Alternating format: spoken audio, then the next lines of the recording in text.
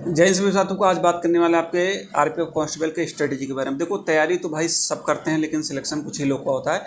तो ये जो आपकी गलती कंटिन्यू बनी है, आपका एग्जाम कोई भी नहीं निकल रहा है। कारण क्या है कि आप अपनी गलतियों को पहचानते नहीं।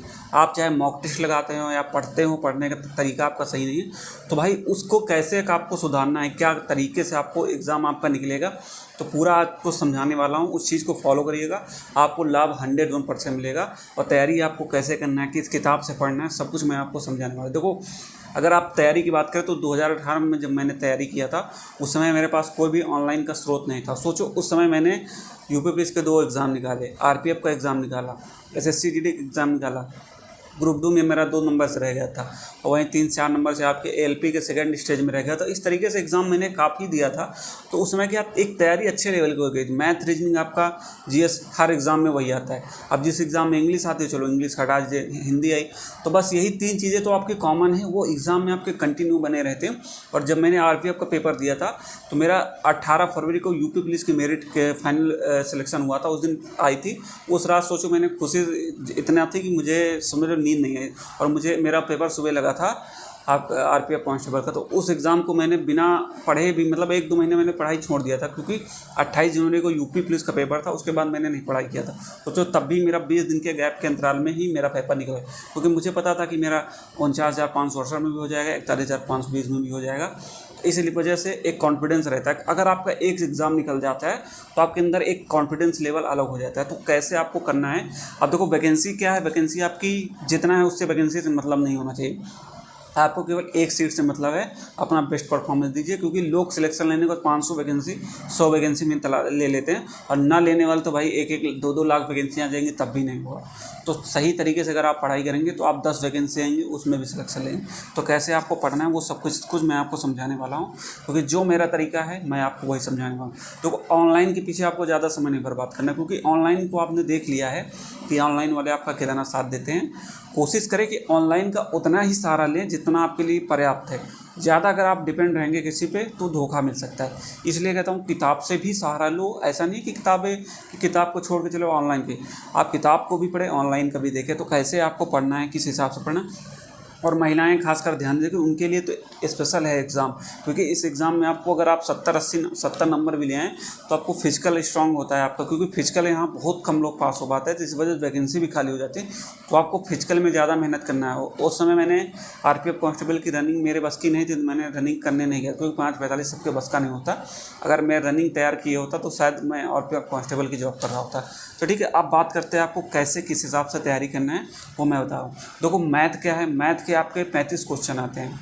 तो 35 क्वेश्चन में अगर आप अच्छे से तैयारी करेंगे मेरे भाई, आप 30 + 101% करेंगे। तो कैसे करना है, देखो, मैथ के लिए अगर आपका बेसिक नहीं मजबूत है, अगर पहली बार आप तैयारी भी कर रहे हैं, तो आपके पास एच.डी. यादव बुक आती है जो मैथ की, उस किताब को ले लीजिए। उससे आपको पूरे पैटर्न समझ में आएंगे, किस हिसाब से क्वेश्चन आते हैं। बहुत से लोग कहेंगे किताब ईजी, हाँ ईजी है। स्टार्टिंग की तैयारी के लिए ये किताब आपके लिए सबसे बेस्ट। जब आप इस किताब को पढ़ लेते हैं तो उसके पास आपके होनी चाहिए यूथ की, जो सबसे बेस्ट है। रेलवे की पीआईक्यू के लिए मैं सबसे बेस्ट किताब मान रहा हूँ, क्योंकि इसमें आपको हर चैप्टर वाइज कौन से आपके, चाहे आरआरबी जेईई में क्वेश्चन पूछा गया हो, कांस्टेबल में पूछा गया हो, एनटीपीसी में पूछा गया हो, ग्रुप डी में पूछा गया हो, ये सारे आपके उसमें क्वेश्चन दिए हैं चैप्टर वाइज। और उसमें आप देखेंगे तो रिपीटेड आपको मिल जाएंगे क्वेश्चन। तो इस किताब की पीडीएफ आपको टेलीग्राम पे मिल जाएगी। सभी किताबों की पीडीएफ जो आपको रेलवे से संबंधित है, चाहे पिनाकिल की हो, किरण की हो, ये सारी किताबें आपको मैं पीडीएफ प्रोवाइड करा दिया हूँ। एग्जामपुर के नोट्स तक भी आपके रेलवे को प्रोवाइड करा दिया हूँ। आपको जो ज़रूरत थी मैंने टेलीग्राम पे आपको प्रोवाइड कराया है। कोर्स तक भी आपको रेलवे के दिया हूँ। तो बस आपकी बहरी, अगर आप सिलेक्शन ले पाओ तो भाई आपकी जिम्मेदारी है, क्योंकि मेरी तरफ से आपके लिए जो मदद की गई है वो शायद आपके लिए कोई नहीं कर सकता। ठीक है, ये चीज़ें आपको करना है, यूथ के लिए कर लिए। उसके बाद आपको रीजनिंग पे आ जाता है। रीजनिंग के लिए देखो, जो किताबें बता रहा हूँ भाई, कुछ अच्छी किताबें बता रहा हूँ, जो मैंने पढ़ा है, जो मुझे लग रहा है कि इस किताब से आपका सिलेक्शन हो। केपी सिंह की आपको किताब लेना है रीजनिंग में, क्योंकि इससे बेस्ट आपके लिए कोई किताब नहीं हो सकती रीजनिंग के लिए। इसमें चाहे आप कोई भी मास्टर वगैरह लगा रहे हो, ठीक, केपी सिंह से अच्छी बुक नहीं है बेसिक स्ट्रॉन्ग करने के लिए। उसमें आपको जिस टाइप से रीजनिंग में क्वेश्चन बनता है चैप्टर के, वो सारे टाइप, अगर 20 टाइप के क्वेश्चन बनते हैं, कोडिंग डिकोडिंग, तो सारे टाइप उसमें दिए हैं। इस किताब अगर जिसके पास होगी उसको समझ में आ रहा होगा, ठीक है। उसके बाद यूथ के ही आती है आपकी रीजनिंग वाली। तो रेलवे के आज तक जो एग्ज़ाम हुए हैं तो उसमें यूथ में दिया गया है, पूरे पोर्शन आपको दिया गया है, किरण की भी है, तो सारी PDF आपको टेलीग्राम पर मिल जाएगा। तो रीजनिंग के आप जो चैप्टर KP सिंह से सॉल्व करते हैं, उसके बाद उसके संबंधित क्वेश्चन आप यूथ से, किरण से, किसी से भी प्रैक्टिस कर सकते हैं। इन सब का जो है PDF टेलीग्राम मिल जाएगा। तो टेलीग्राम का लिंक आपको वीडियो के डिस्क्रिप्शन और कमेंट बॉक्स में दोनों तुम देंगे, वहाँ ज्वाइन कर सकते हैं, ठीक है। अब वहीं GK GS की बात करें। देखो रेलवे में आपका GK GS का बहुत बड़ा रोल होगा, क्योंकि आपके 50 क्वेश्चन आते हैं। अगर आपने इसमें 30+ भी कर दिया तो आप समझ लीजिए सिलेक्शन करीब हो जाएंगे, क्योंकि 30+ इतना आसान नहीं होता, क्योंकि इसमें साइंस भी आती है। वो कैसे आते हैं इस आपको समझना है तो प्रीवियस ईयर को आपको देखना पड़ेगा। तो यूथ की किताब में आप देख लेंगे, आपको समझ में आएगा किस हिसाब से क्वेश्चन।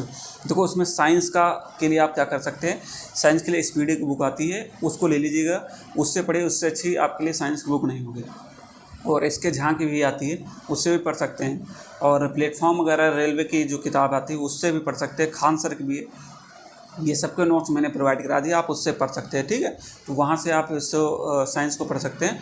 उसके बाद आपके पास ये तो फिर लूसेंट से हो, जैसे आपको हिस्ट्री, ज्योग्राफी ये सब पढ़ना है। बाकी ये सबके नोट्स आपको खान सर के मैंने दिया है, परमार SSC के दिया है, ज्ञान बिंदु की, ये सबके नोट्स हैं भाई। उसी से जाके आप पढ़ लीजिएगा, आपका बेड़ा पार हो जाएगा।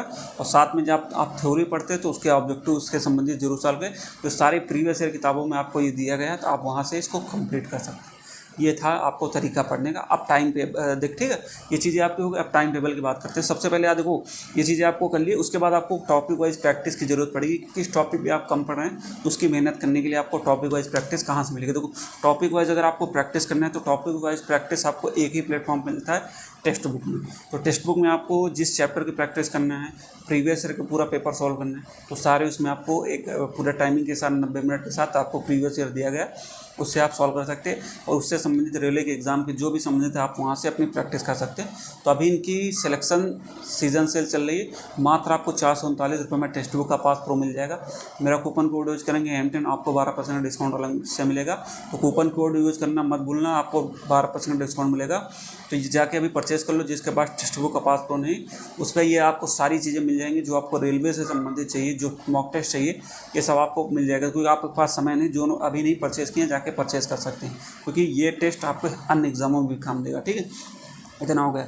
अब देखो आपको पढ़ना कैसे है, ये तो किताबें मैंने बता दिया। पढ़ना कैसे, देखो पढ़ने के लिए आपको एक टाइम टेबल बनाना है कि आपको 2 घंटे मैथ को देना है, 2 घंटे आपको रीजनिंग पे देना है, 2 घंटे आपको GK देना है। कि सभी सब्जेक्ट को आपको बराबर लेके चलना है। कोई भी सब्जेक्ट अगर आप छोड़ के चलेंगे तो आपको धोखा मिल जाएगा। जैसे कि आपके UP पुलिस एग्जाम में हुआ, तो किसी भी सब्जेक्ट को, सभी सब्जेक्ट को बराबर समय दें, ठीक है।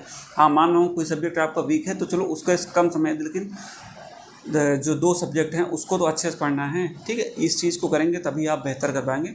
और टाइम टेबल आप इतना शेड्यूल बना लीजिए कि एक दिन पहले रात में आपको क्या पढ़ना है, आप उस दिन पूरा उसी दिन उसी हिसाब से पढ़िएगा, ठीक है। पूरा एक दिन पहले अपना टारगेट सेट कर लेना, 6 दिन आपको पूरा पढ़ना है। उसके बाद 7वें दिन आपको वीकली में उसका रिवीजन पूरा करना है। उसके बाद एक दिन मॉक टेस्ट लगाना है हफ्ते में, क्योंकि मॉक टेस्ट लगाएंगे तो आपको समझ में आएगा कि आपकी कमी क्या है, आपकी गलती कहाँ हो रही है।